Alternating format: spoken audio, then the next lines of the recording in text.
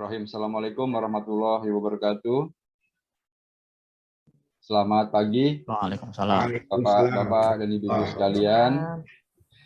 Salam kenal, saya dengan Maizar Raslandi ya, Bapak dan Ibu, Bu Widya dengan Pak Revi mungkin baru kenal. Saya dengan Pak Maizal mewakili LMKN yang akan membantu kegiatan diklat sertifikasi ahli kepabeanan kita selama 5 hari ke depan ya. Di mana selama 5 hari ini kita akan mengikuti diklat online secara intensif. Jadi maraton nih Bapak Ibu ya, Pak Revi dan Bu Widya. 5 hari harus modal utamanya dulu harus semangat dulu nih untuk bisa belajar nih mengenai kepabeanan. Mudah-mudahan selalu sehat selama 1 minggu ke depan. Jadi bisa terus mengikuti kegiatan ini secara maksimal ya. Baik, Bapak Ibu sekalian, Bu Widya dengan Pak Revi, untuk hari pertama ini kita akan membahas materi mengenai klasifikasi barang. Yang nanti untuk 2 hari ini dan besok, itu akan diisi atau diinstruksi oleh Pak Indra Jaya Bahri. Nah, beliau dulu berdinas di Direktorat Jenderal Bea dan Cukai dan salah seorang pakarnya untuk klasifikasi barang. Jadi mudah-mudahan mengenai materi klasifikasi barang dengan nilai pabean yang akan menjadi topik utama untuk esai ya, soal-soal esai dalam ujian sertifikasi nanti. Ada 5 soal, yang 3 mengenai HS dan yang 2-nya mengenai menghitung biaya masuk dan pajak dalam rangka impor. Nah, selama 2 hari ini nanti akan diberikan penjelasan pemaparan oleh Pak Indra sehingga Bapak Ibu sekalian bisa memahami apa itu konsepnya tentang klasifikasi barang dan juga nilai pabean. Waalaikumsalam warahmatullahi wabarakatuh. Ibu Widya dan Pak Revi ya. Barusan saya dengar dua-duanya sudah pernah ikut ujian ya. Jadi ya udah, kayaknya sih ringan-ringan aja nih kalau ini. Penjelasan saya nggak perlu berpanjang, sekedar mengulang saja kan gitu ya, Ibu Bapak sekalian ya. Jadi gini, mungkin di pengumuman kelulusan administrasi untuk ikut ujian kemarin itu sudah ada itu dijelaskan bahwa ujian kita itu nanti tanggal 21, entah itu pagi atau sore. Oh, enggak ya, kalau ikut ujian di daerah semuanya pagi ya, hanya di Jakarta yang ada sore. Itu dibagi 2 sesi. Jadi ujiannya dibagi 2 sesi. Sesi yang pertama itu 75 menit multiple choice. Soalnya itu 75 soal. Jadi 1 menit Ibu Bapak sudah harus bisa menyelesaikan 1 soal. Gitu. 75 menit, 75 soal. Kemudian kita istirahat. Biasanya 30 menit atau 1 jam ya. Saya kurang begitu perhatikan kemarin. Lalu yang berikut dilanjutkan dengan esai. Itu pun 75 menit, 5 soal. Saya kira sama, metode ujiannya sama dengan yang dulu sudah pernah diikuti oleh Pak Revi maupun Bu Widya ya, sama. Jadi yang esai itu 5 soal, 75 menit, sorry. Sehingga 1 soal itu harus bisa diselesaikan dalam waktu 15 menit, gitu ya. Kita nggak usah hitung-hitung itunya deh. Kalau hitung itu nanti kita pusing sendiri gitu. Jadi pokoknya mana yang bisa kita kerjakan lebih dulu kita kerjakan. Nah, 3 soal yang pertama itu yang dari 5 soal tadi adalah full. Jadi murni mencari klasifikasi barang. Ya, murni mencari klasifikasi barang. Sementara untuk yang 2 soalnya itu tidak mencari klasifikasi tetapi menghitung bea masuk dan pajak dalam rangka impor. Nah, untuk soal menghitung bea masuk dan pajak dalam rangka impor ini variasinya banyak sekali ya, Ibu Bapak sekalian ya. Jadi tidak hanya murni impor barang, kemudian hitunglah bea masuknya harganya sekian, ini sekian misalnya ya, dimasukkan di situ semua masalah yang berkaitan dengan nilai pabean, ya soal mana yang boleh masuk, mana yang tidak, misalnya seperti diskon, seperti komisi dan seterusnya itu. Tidak hanya itu, tapi nanti kadang-kadang soal yang 2 ini juga berkaitan atau dimasukkan juga di situ masalah fasilitas. Jadi fasilitas misalnya soal AFTA itu, yang preferensial tarif itu. Jadi misalnya importnya dari Malaysia, ya kan, yang dapat fasilitas A3. Kemudian sehingga itu biaya masuknya mana yang berlaku dan seterusnya. Lalu nanti ada lagi yang berkaitan dengan impor sementara.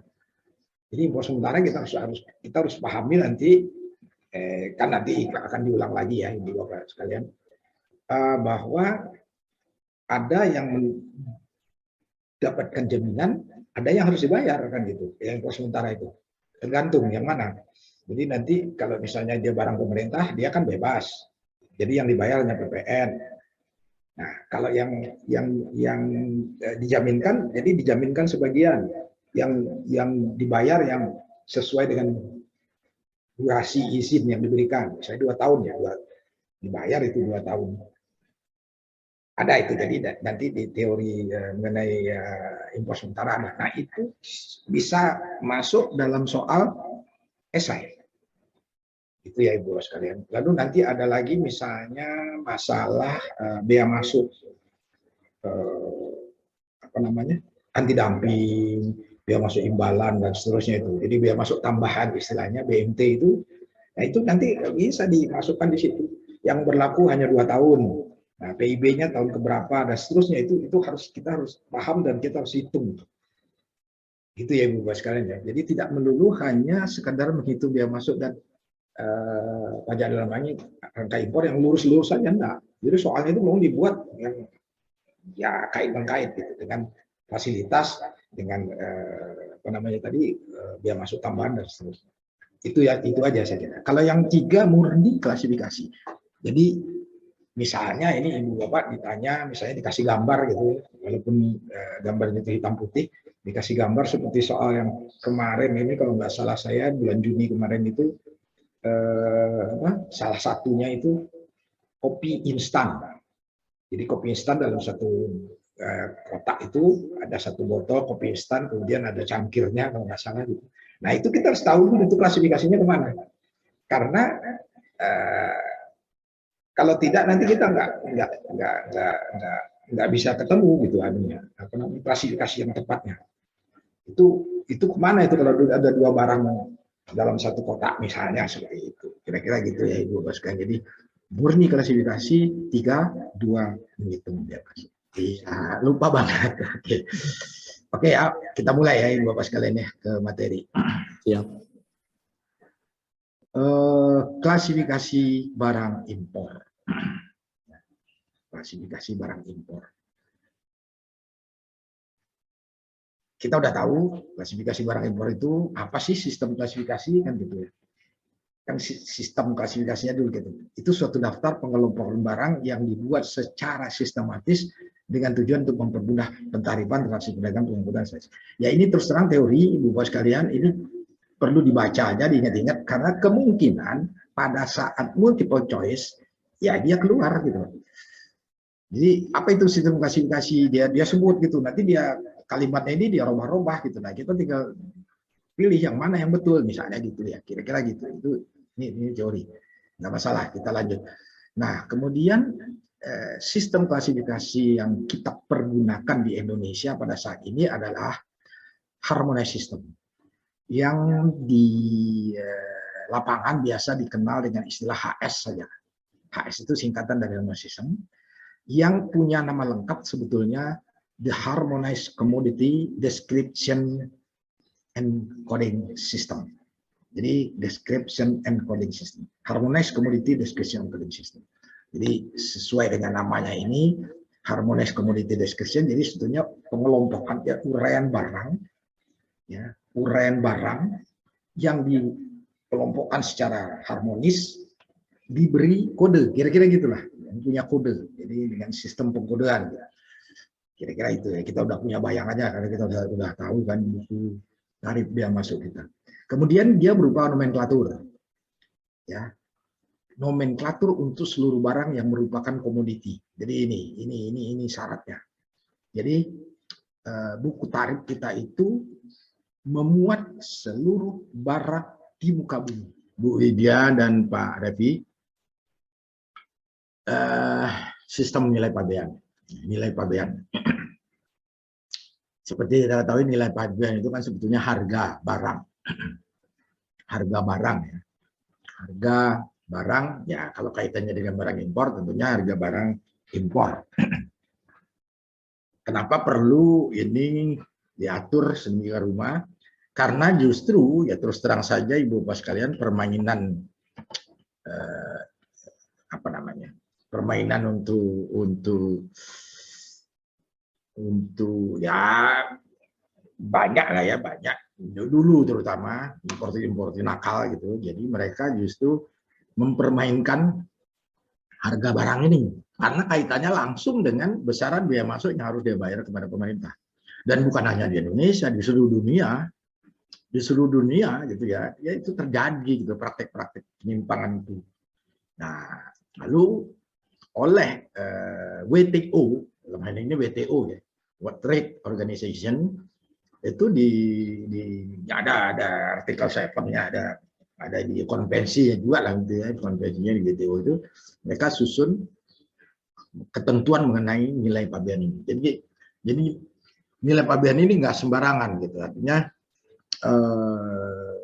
diatur bagaimana kita memberitahukannya di dalam dokumen, bagaimana menghitungnya, persyaratan-persyaratannya banyak, mana-mana komponen yang harus dimasukkan dalam harga barang, mana yang tidak gitu ya.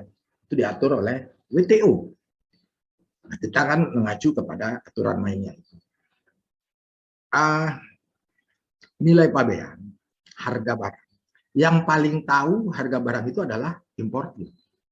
Ya kan?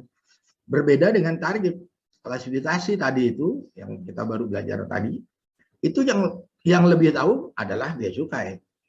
Artinya si importir sendiri belum tentu gitu loh tahu dia. Barangnya dia tahu persis ini, tapi di mana klasifikasinya, di mana cost tarifnya, berapa besaran dia masuk, itu yang tahu bea cukai. Harus tahu bea cukai kan gitu ya. Kadang-kadang belum tentu juga bea cukai tahu.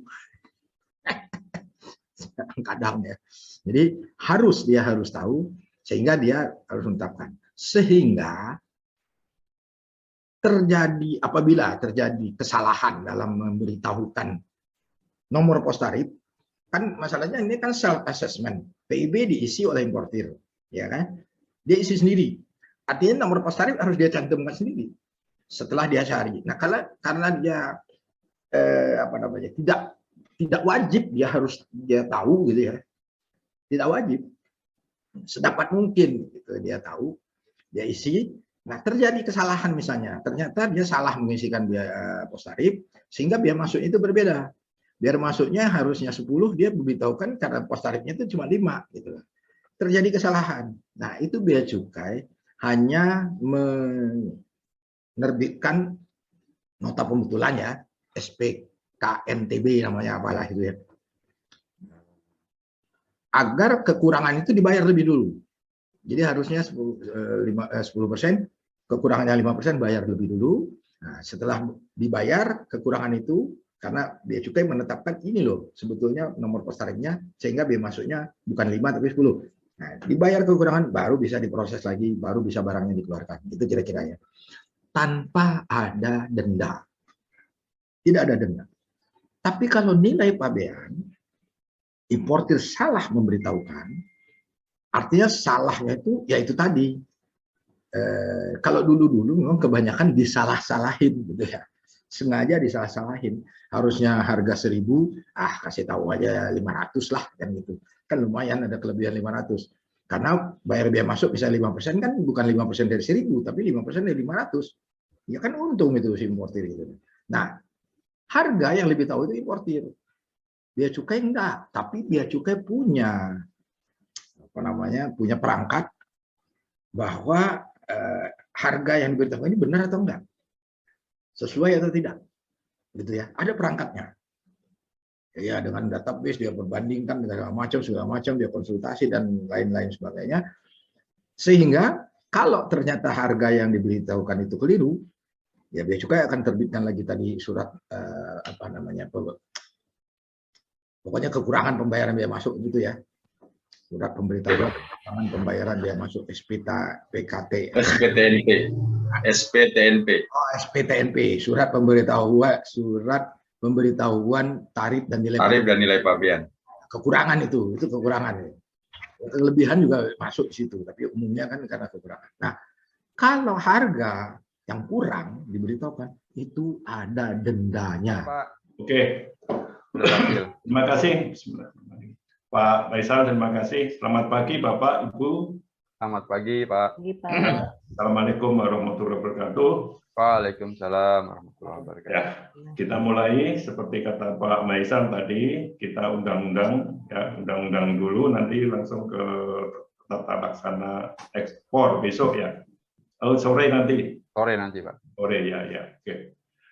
Undang-Undang Nomor 17 Tahun 2006 tentang perubahan Undang-Undang Nomor 10 Tahun 2010 tentang kepabeanan. Jadi undang-undang dirubah. Ya. Di dalam sistematik undang-undang itu ada ketentuan umum, ada pengangkutan bab 2 itu pengangkutan barang impor dan ekspor, bab 3 tarif dan nilai pabean dan seterusnya. Ya. Dalam pembahasan ini tentu kita tidak bisa membawa seluruh babnya. Seluruh bab kita akan tidak bahas, tapi akan saya pilih yang tidak dibahas di materi lain. Misalnya tarif dan nilai pabean, Bapak Ibu sudah belajar kemarin, jadi tidak kita bahas lagi. Biaya masuk nanti akan kita bahas di tata laksana impor, termasuk pemberi pabean, penagihan dan utang itu akan dibahas keberatan. Kita akan bahas ke pembukuan, ya sekilas. Jadi yang saya kasih warna merah-merah tidak kita bahas. Nah, supaya kita bisa masuk ke materinya. Namun demikian saya tidak menghilangkan kesempatan apabila ada pertanyaan silakan. Ya. Kita lanjutkan ke tata laksana kepabeanan bidang ekspor. Ekspor ya.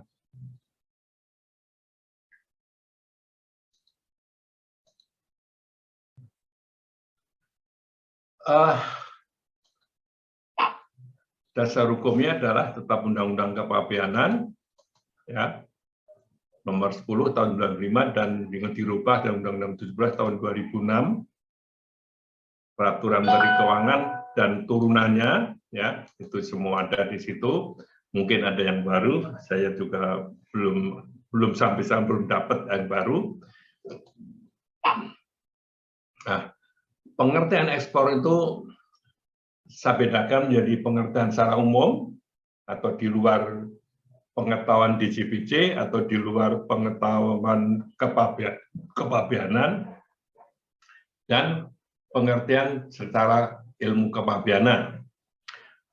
Umum mengatakan bahwa ekspor itu menjual barang ke luar negeri. Betul? Betul. Bea Cukai juga bisa menganggap itu betul, iya. Tapi untuk pengertian Bea Cukai lebih luas lagi. Tadi awal dikatakan bahwa ekspor itu adalah kegiatan mengirimkan barang ke luar daerah pabean. Ya. Oke, mari kita pahami. Bicara mengenai ekspor di kepabeanan itu kita kelompokkan. Ada ekspor biasa, ada reekspor, ada ekspor akan diimpor kembali. Jadi ada 3 kelompok ekspor. Ekspor biasa ya ekspor yang sebagaimana biasanya mengirim barang keluar daerah pabean itu ya, mengirim barang. Ekspor adalah kegiatan mengeluarkan barang dari daerah pabean, itu disebut ekspor secara umum atau ekspor biasanya. Terima kasih. Selamat pagi Bapak-bapak, Ibu sekalian.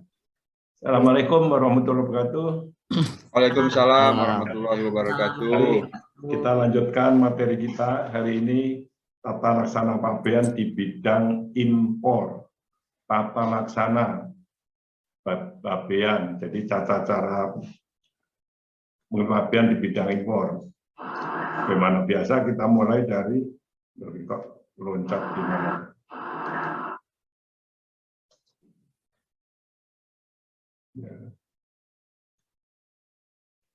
Dasar hukum itu tetap Undang-Undang Nomor 10 tahun 95 yang dirubah dengan Undang Nomor 17 dan peraturan pelaksananya, peraturan Menteri Keuangan semua ada, terus peraturan Direktur Jenderal Bea Cukai. Ini ya seperti biasa, ada mungkin yang terbaru saya belum mengikuti, jadi kalau ada tolong nanti disampaikan. Tapi selama ini tidak terlalu jauh berbeda dengan yang sudah dilaksanakan. Oke.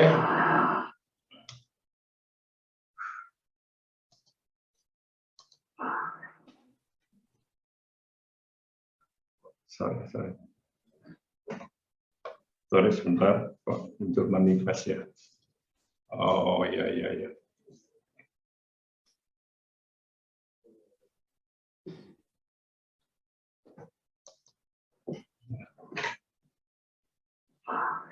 Ya, ini perlu saya sampaikan, ini contoh satu manifest atau invert manifest. Kemarin ini jadi saya nggak mengulangi, yang lanjut aja ya. Pengirian dasar sudah kita bahas di Undang-Undang Kepabeanan. Betapa pentingnya manifest dalam kepabeanan itu nanti akan kita lihat.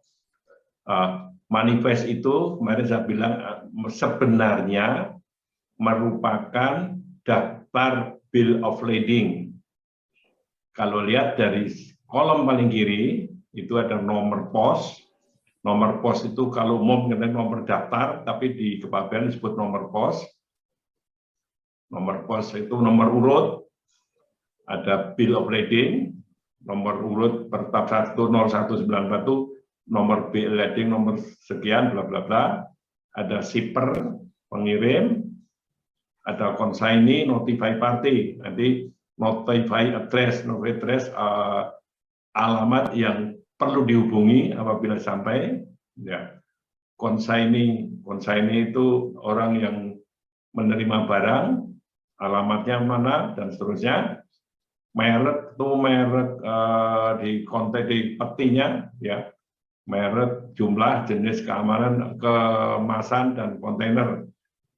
Kontainernya satu kontainer, urian barangnya adalah bla bla bla bla bla, dan beratnya sekian, negara asal sekian, transit ada sekian. Ini data ini persis yang ada di dalam bill of lading. Terima kasih. Selamat pagi Bapak-bapak, Ibu sekalian. Assalamualaikum warahmatullahi wabarakatuh. Waalaikumsalam warahmatullahi wabarakatuh. Mari kita lanjutkan materi kita hari ini. Tata laksana pabean di bidang impor, tata laksana pabean, jadi tata cara pabean di bidang impor. Bagaimana biasa kita mulai dari kok loncat di mana?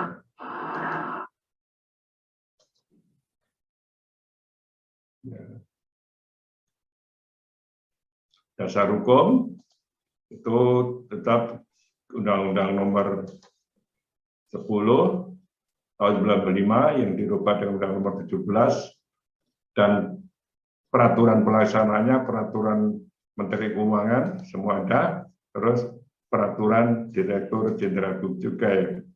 Ini ya seperti biasa, ada mungkin yang terbaru saya belum mengikuti, jadi kalau ada tolong nanti disampaikan.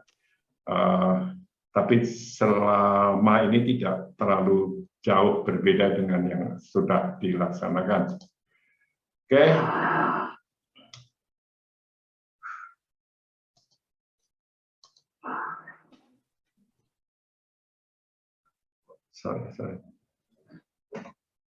Sorry sebentar, kok muncul manifest ya. Oh iya.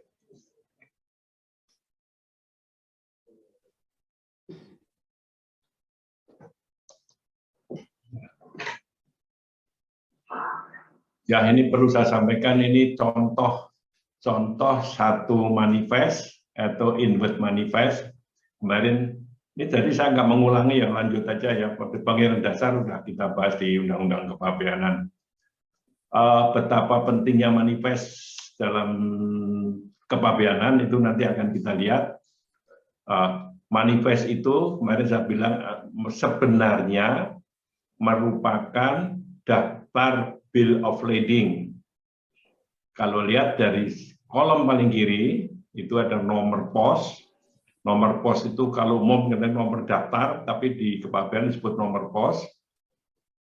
Nomor pos itu nomor urut, ada bill of lading, nomor urut per tab 10194 nomor bill lading nomor sekian bla bla bla, ada shipper pengirim, ada consignee, notify party, nanti notify address, alamat yang perlu dihubungi apabila sampai, ya.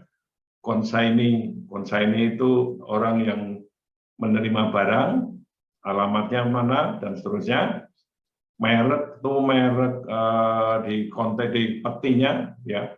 Merek, jumlah, jenis, keamanan, kemasan dan kontainer. Kontainernya 1 kontainer, urian barang, barangnya adalah bla bla bla bla bla, dan beratnya sekian, negara asal sekian, dan transit ada sekian. Ini data ini persis yang ada di dalam bill of lading. Impor atau ekspornya dibatasi. Caranya gimana? Kalau impor mengajukan permohonan, kalau ekspor mengajukan permohonan, gitu. Kepada siapa? Kepada instansi yang teknis yang mengawasi. Kalau obat-obatan ke BPOM, kalau alat kesehatan ke Dinkes, kalau kosmetik juga ke Dispom misalnya, kalau terkait dengan industri itu ke perdagangan dan perindustrian dan seterusnya, ya. Itu barang harus dipenuhi pembatasannya. Itu namanya barang lartas. Jadi harus dipenuhi persyaratannya. Barang impor dan atau barang ekspor yang dilarang atau dibatasi merupakan jenis barang yang tercantum dalam peraturan yang mengatur mengenai larangan dan atau batasan impor atau ekspor yang disampaikan oleh instansi teknis kepada Menteri Keuangan, maksudnya untuk dilakukan pengawasan oleh Direktorat Jenderal Bea Cukai. Materi ini sekarang adalah fasilitas kepabeanan. Jadi fasilitas yang disediakan di bidang kepabeanan. Fasilitas ini diberikan kepada umum, kepada siapa saja. Cuma ingat, namanya fasilitas itu disediakan, tidak otomatis dapat, diminta. Harus dimohonkan. Konsepnya di situ, harus ada permohonan. Ya. Kenapa sih ada fasilitas? Itu ada latar belakangnya. Ya, ada latar belakangnya. Itu salah satu tujuan utama Undang-Undang Kepabeanan Nomor 10 Tahun 1995 yang dirubah dengan Undang-Undang Nomor 17 Tahun 2006 adalah menciptakan situasi yang kondusif bagi industri. Ya, tujuan utama untuk mencapai situasi yang kondusif bagi industri, perdagangan dan masyarakat. Ya, jadi semuanya lah, udah masyarakat keseluruhnya gitu. Memberikan insentif yang bermanfaat bagi pertumbuhan perekonomian nasional, antara lain berupa fasilitas. Fasilitas di mana? Di TPB. TPB itu tempat penimbunan berikat. Fasilitasnya apa? Penangguhan bea masuk di TPB. Pembebasan bea masuk atas impor mesin dan bahan baku dalam rangka ekspor. Ini apa? Ini bisa PMDN atau PMA maupun KIT. Ya. Dan pemberian setujuan impor sebelum pelunasan bea masuk dilakukan, itu World Islam. Itu latar belakangnya. Jadi tujuan daripada Undang-Undang Nomor 10 itu demikian. Nah, jenis fasilitasnya apa? Jenis fasilitas yang disediakan adalah fasilitas pelayanan atau kemudahan atau prosedural. Pelayanan di mana agar mencapai kelancaran lalu lintas barang, orang, dan dokumen. Loh, kok ada orang? Nah, orang itu orang yang melakukan kegiatan di pelabuhan. Kelancaran lalu lintas barang, lalu lintas barang impor maupun ekspor, orang orang yang terkait dengan kegiatan ekspor impor, dan dokumen yang terkait dengan ekspor impor, karena kepabeanan itu skopnya di sana. Kemudian ada fasilitas lain, yaitu fasilitas fiskal kepabeanan. Jadi ada dua fasilitas, fasilitas pelayanan dan fasilitas fiskal.